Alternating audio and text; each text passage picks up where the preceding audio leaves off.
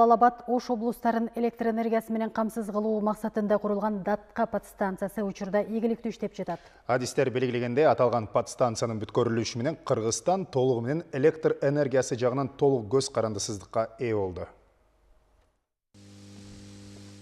2014 жылы бүткөрүлүп пайдаланууга берилген. Датка көмөк чордону Базар Коргон районуна курулган. Аталган подстанцияда учурда 20дан ашуун кызматкер эмгектенет. Алардын катарында Жоро Эргешев да бар. Ал мындагы компьютерге көз салып текшерип турат. Бул жерде компьютер бизге состояние трансформатор, автотрансформатор состояние айтып берип турат. Выключатель канча мегаватт, перетоки, напряжение на линиях канча келип турат. Ненормальный режимдер болсо, аварийный дефекттер компьютерге полный бизге соткасын берип турат.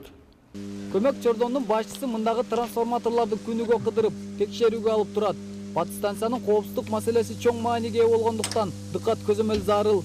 Катуу туман, катуу жамгыр, катуу шамал болсо, кар жааса, анан жер титирөө болсо, обязательно вечерний осмотр кылабыз.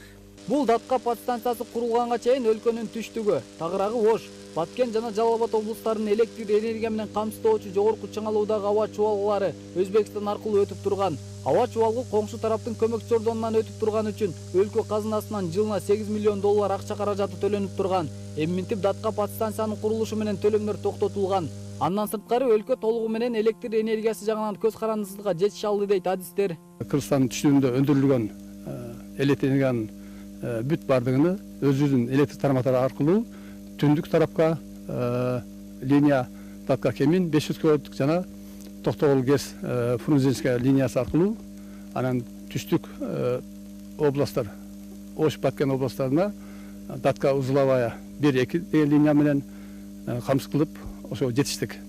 Кубаттуулугу 500 киловаттык чыңалуудагы Датка подстанциясынын жогорку чыңалуудагы электр зымдары аркылуу Кемин подстанциясына тартылган токтон Кыргызстандын түндүгүдө электр энергиясын алат. Бул көмөкчү чордонду куруу максаты Борбор Азиянын энергетикалык айланпасынан көз карандысыздыкка чыгуу болгон.